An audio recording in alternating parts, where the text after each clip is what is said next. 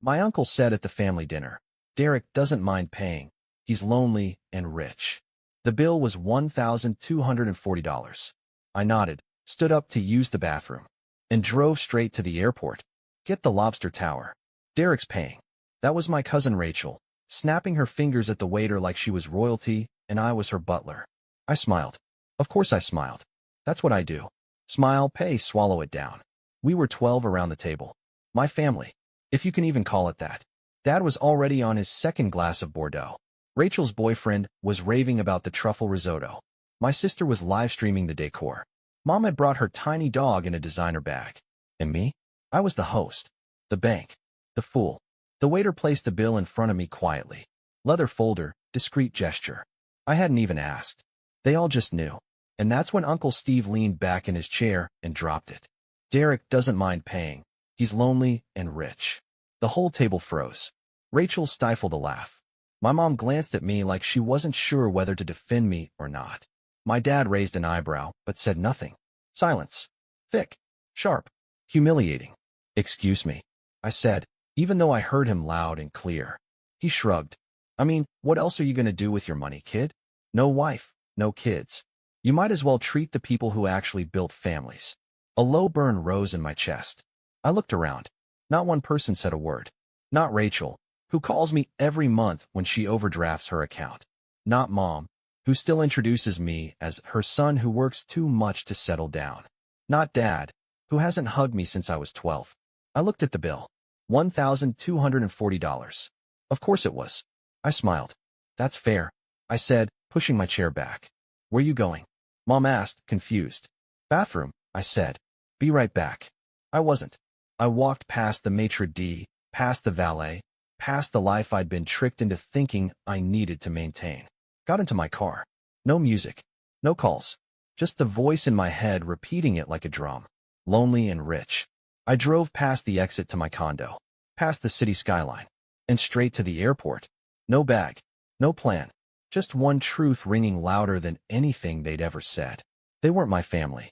They were my audience. And the show was over. And then I remembered something, not a moment, but a pattern. A sickness I had let grow for years. And it started the day I made my first million. I didn't always pay for everything. There was a time, not that long ago, when I was invisible to my own family. Not hated. Not loved. Just irrelevant. The kind of person you forget to include in group texts. The kind who finds out about family vacations after they happened, from someone's Instagram story. That was me. Before the money. 3 years ago, I was just another face in the background. Quiet. Focused. A little awkward at family events. No kids. No wife. Just a startup and too much caffeine. I remember one Thanksgiving. I drove 2 hours to be there, brought wine, pie, the whole deal. Nobody said hi when I walked in. Nobody saved me a seat. I ate standing up in the kitchen while everyone else laughed at the big table, pretending I wasn't there. Rachel made a joke about how I always looked tired, like a ghost who codes. My uncle laughed. My dad chuckled. Even Mom said, "Oh honey, she's just playing." I left early that night. Nobody noticed. Then, the app sold. $38 million. Clean. Fast. Brutal. Suddenly, everything changed. I didn't have to announce it. They found out anyway, because money has a way of ringing every phone. The first call was from Mom. Derek, baby, I'm so proud of you. We always knew you had it in you. We were just talking about you last night. That was a lie. I hadn't spoken to her in 7 months. Then came Rachel. Hey cousin. So listen, I've got this little idea. Jewelry. Handmade. Super niche. I just need some seed money. Not much. Maybe 5,000. I gave her 10. She posted a story the next day. So blessed to have supportive family. No tag. No thanks. My dad called me 2 days later. Said the mortgage was behind. Just a rough patch. He used the words from one man to another. Like we were suddenly equals. Now that I had more in my account than he ever had in his life. I wired him the money. That was the first month. After that, they stopped pretending. Rachel called weekly. Quick thing, my car broke down. Rent is late. That guy ghosted me, and I need to feel better. Girls' trip. Uncle Steve wanted help with his tax situation. My mom cried over the phone because she couldn't afford to visit her sister in Florida. I heard her booking the ticket while she was still fake sobbing. And me? I played my part. Because deep down, I thought if I kept giving, they'd start loving. The first time I picked up the tab at Le Chateau, they clapped. I'm not kidding. They clapped, raised their glasses like I had saved them from a burning building. To Derek, our very own tech genius. Uncle Steve toasted. My mom dabbed her eyes like I had cured cancer. I should have seen it then, but I didn't. Because part of me, the desperate, wounded part, wanted it to be real. Wanted to believe that their warmth was finally directed at me, not at the money I now carried like a cursed crown. But it didn't stop at dinners. Oh no. Suddenly I was hosting birthdays, anniversaries, surprise engagements, all funded by me. Rachel threw a tantrum when I didn't fly her to Napa for her birthday. You're rich, Derek. What's a few $100 to you? A few hundred? She burned through $12,000 in one weekend and didn't say thank you once. Last Christmas, I showed up with gifts for everyone. Designer bags, watches, a PlayStation for Rachel's boyfriend, the same guy who never even remembers my name. You know what I got in return? A World's Best Uncle mug and a pair of socks. I'm not even an uncle. That night, while they all drank and danced, I sat by the fire alone, wondering how I became this. A man who bought his way into family photos. A man who paid for love in installments. A man who smiled through it all, just to feel like he belonged. But last night, when Uncle Steve leaned back and said, Derek doesn't mind paying, he's lonely and rich, and everyone laughed. That wasn't just a sentence. That was a verdict. And I finally saw it crystal clear. They never saw me, only what I gave. And the truth? They liked me better invisible. As long as the card cleared, I came back for a reason. Not because I missed them, not because I needed closure, but because they needed to see it. See the man they hollowed out. See the bank account they drained, standing on 2 feet and finally saying, enough. They booked brunch at Le Chateau again. Of course they did. Old habits die rich. They thought I was still in Tokyo. They didn't know I'd been watching. Rachel posted a boomerang of champagne. Uncle Steve shared a smug family time photo. My mother tagged me in a picture where I didn't exist, just an empty chair with my name card. That was the moment I got in my car. When I entered the room, time stopped. The clink of glasses. The chatter. The fake smiles, all frozen. Mom stood up first, voice syrupy. Derek, you're back. We've been so worried. Worried I'd cut them off, maybe. Not worried about me. I stared at her for 3 full seconds before replying. Did you miss me, or just my visa? Gasps. My dad cleared his throat. Son, this isn't the time. Actually, I said, stepping closer, it's the perfect time. Because for once, you're all seated. And for once, I have your full attention. I reached into my coat and placed a thick envelope on the table. Rachel grabbed it. What is this? Some legal receipts, I said. For years' worth. Every dinner. Every flight. Every hotel. Gift. Private driver. Spa treatment. Cash transfer. Rent payment. And emergency. Meticulously organized. Highlighted. Tabbed. Uncle Steve snorted. You've been tracking us? Not tracking, I said. Documenting the robbery. I pointed straight at Rachel. Napa weekend. You said it would be chill, affordable, low-key. Final cost, $12,437. You ghosted me for 3 weeks after. Her jaw clenched. I said thank you. No. You posted thank you. You never said it to me. I turned to my father. You needed help with the mortgage. I paid. Then again. And again. You said you were ashamed, but never enough to stop asking. He stood up. You're embarrassing yourself. No, Dad. I'm exposing you. To Mom. You cried on the phone, said you were too broke to visit Aunt Linda. I wired the money while you sniffled. You posted pool photos from a 5-star hotel. Tagged the dog. Not me. I turned to the whole table now, the volume rising in my chest. You called me family when you wanted money. You ignored me when I needed support. You invited me only when you needed the bill covered. They were frozen. For once, no fake smiles. No polite lies. Just red faces and dropped jaws. Rachel tried to speak first. So what? You're rich. You act like this was charity. You wanted to feel needed. No. I wanted to feel loved. And when I realized I couldn't buy that from you, I paid anyway, hoping I was wrong. I took a breath. Looked each of them in the eyes. I wasn't wrong. Uncle Steve slammed his glass down. You're acting like a child. I laughed once sharp, bitter. No. I'm acting like a man who finally woke up. And now that I'm awake, I see you for what you are. Takers. Users. A room full of well-dressed debts. I turned to the waiter in the corner. Poor guy looked like he wanted to disappear. Split the bill evenly. 12 ways. He blinked. Excuse me. You heard me. They can pay their share. For once in their lives. My mother gasped. You're making us pay? Dear? After all these years. I leaned in slightly, my voice lower now. Call it interest. Rachel stood up, her voice rising. You'll regret this. You'll be alone, Derek. When you stop paying, nobody stays. I know. Silence. Then I said the quiet part out loud. And that's how I know who's real. I didn't storm out. That would have been dramatic. I walked slowly, calmly, with dignity they would never understand. I left behind the table, the fake smiles, the debt. And for the first time in years, I left without paying. The first 3 days were quiet. No calls. No messages. Not even a passive-aggressive, hope you're okay, post on social media. It was the kind of silence I hadn't felt in years, the kind that isn't emptiness, but relief. Like breathing air without poison in it. I slept better than I had in months.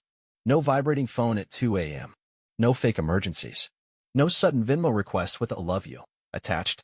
I finally had time to think about who I'd been and who I might become now that I had no one to perform for. But on day 4, the silence cracked. It wasn't a call. It wasn't a knock. It was a legal envelope, delivered by courier. My name printed in bold, expensive ink. The kind of envelope that smells like entitlement and bad intentions. Inside, a lawsuit, filed by my own family. Claim, emotional and financial abandonment. Amount demanded, $2.3 million. Filed jointly by my parents, Rachel, and Uncle Steve. I had to read it 3 times before I believed it was real. They claimed my sudden and irresponsible withdrawal of support had caused psychological damage, lifestyle disruption, and material harm. Material harm? As in, they couldn't afford imported wine and Botox anymore? I laughed. Not because it was funny, but because it was so delusional it almost felt genius. They weren't just greedy. They were strategic. If they couldn't guilt me back in, they'd drag me. That night, I poured myself a drink. Sat on the balcony of my apartment. No skyline view. Just trees and wind. And I told myself 2 things. 1. They were never going to stop. 2. Neither was I. Then came the next twist. 2 days after the lawsuit, I got a message. Not from a lawyer. Not from the press. From Emily. Yeah, that Emily. The woman who left me 3 weeks before our wedding. No note. No goodbye. Just silence and a closet that smelled like a ghost. Derek, I know I'm probably the last person you want to hear from, but I saw what your family is doing, and I need to tell you something. Face to face. I didn't respond. Not that night. Not the next. But the 3rd day, I typed 1 word. When? We met at a coffee shop in Silver Lake. She wore a green coat, the same color she wore the last time I saw her. But now it looked different. Stronger. Like armor. She didn't smile. Didn't cry. She just said, "It's my fault. All of it." I blinked. What do you mean? She sighed. When I left. I didn't disappear out of cruelty. I left because your mother told me to. Silence. I went to see her. I was scared. About the pressure. About being with someone as driven as you. She said things. Made me doubt everything. I stared at her, frozen. She told me I wasn't good enough for you. That I'd ruin your focus. That if I really loved you, I'd step aside and let you grow. And you believed her? I said. She swallowed. I was 25. I had no one. And she was persuasive. She promised to keep it quiet if I just walked away. Suddenly, everything made sense. The calculated coldness. The vanishing act. The way my mother never mentioned her again. It wasn't a breakup. It was an erasure. You told your mom I sold the app, I said slowly. She nodded. I was angry. I thought you moved on. I wanted to remind her I existed. And she used it to launch the feeding frenzy. Yes. I looked at her, hard. Why tell me now? Because I was wrong. And I hate what they've done to you. You deserve someone in your corner. That night, we stayed up going through old messages. She helped me build a timeline. Messages from family. Patterns of manipulation. Voice notes. Photos. And then I sent them, all of them, to 2 people. My lawyer. My friend Owen, investigative journalist. 5 days later, the article went live. The price of being generous. How one family sued their own son for cutting off their luxury allowance. It included screenshots of manipulative messages, proof of payments, audio of my mom guilting Emily, a full breakdown of how much each family member received, a video clip of Rachel saying, "He'll never cut us off. He needs us." It exploded. Within 72 hours. Rachel's sponsorships dropped her. Uncle Steve was suspended from work pending ethics review. My dad's golf club revoked his membership. My mom deactivated every account she had. And the lawsuit? Dropped. No comment. But it wasn't over. One last letter came. From my mother. Handwritten. 2 pages. No apology. Just blame. You humiliated us. You're ungrateful. We did everything for you. I read it once. Then I burned it. Emily? She didn't leave this time. She didn't try to fix me. Didn't ask for anything. She just stayed. Sat with me in silence. Helped me rebuild. Not romance. Not yet. But presence. And presence is rarer than love. Today, I live in a small place. No more penthouse. No more private chef. No more calls asking for favors. Just books. Music. Quiet. I open my own mail. Make my own coffee. Choose who I let in. And every so often, someone asks, "Do you ever miss them?" I smile. No. Because I never had them. I only had their expectations. Now, I have something better. Boundaries. And peace that can't be bought. The world didn't change. I did. And that made all the difference. It's strange how stillness can be so full. The first few months after everything ended felt like standing in a room where the music just stopped. No chaos, no applause. Just breath. Just light. I started to notice things again. The way morning light filters through the curtain at 6:42 a.m. The sound of sparrows on the balcony. The quiet hum of a world that doesn't expect anything from you. For the first time in my life, I wasn't performing. Not for approval. Not for validation. Not for love I had to purchase in installments. I was just being. And that, in itself, felt like a revolution. I joined a community garden. Not because I suddenly cared about kale, but because I missed touching something real.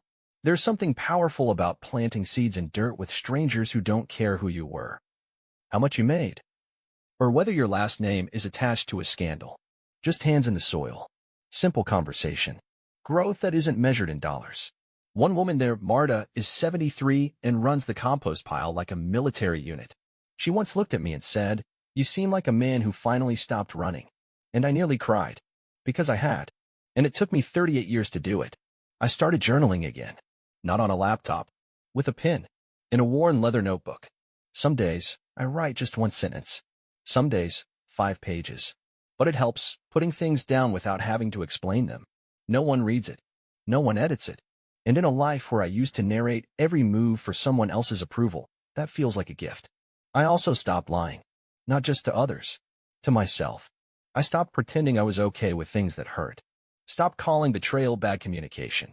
Stopped labeling exploitation as just how family works. Now, when something feels wrong, I name it.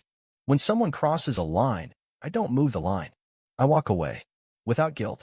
Without explanations. Because no is a sentence. And I've earned the right to say it. There's a bookstore I go to now. Old. Wooden floors. Smells like dust and paper and peace. The owner, Jules, never asks me what I do. He just says, "Back again, huh?" and offers a coffee on the house. Sometimes we talk about philosophy. Sometimes about movies. Once, we sat for an hour discussing the difference between loneliness and solitude. His take? Loneliness is being unseen. Solitude is choosing yourself. That stuck with me. Because I used to be surrounded by people and still feel invisible. Now, I sit alone with a book and feel whole.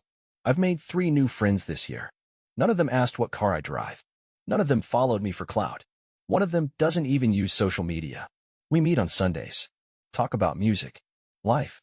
Sometimes just sit in silence. It's not loud, flashy connection. It's not a loyalty earned through spending. It's simple, but real. And real is something I never knew I was missing until I had it. Emily? She lives a few blocks away now. We don't call it anything. No labels. No pressure. Some nights she brings tea. Some nights I bring over a book. We laugh more than we talk. We're not rebuilding what we had. We're building something better. Something honest. No performance. No fear. Just presence. And the old me? He's still here, somewhere. But quieter now. He doesn't scream for approval. He doesn't beg to be seen. He's resting. Healing. And every time I pass a mirror, I nod at him. Not to erase him, but to thank him. He survived what I didn't know I needed to escape. Sometimes I get messages from people I used to know. Not family, but orbiters. People who fed off my generosity and called it friendship. They say things like, Miss you, man. Hope you're doing okay. Let's catch up sometime. I don't answer. Not out of spite, but because I don't need to fill every silence anymore. Last week, I saw a young guy at the community garden. He looked tired, overdressed for dirt. Kept checking his phone like someone might yank his chain.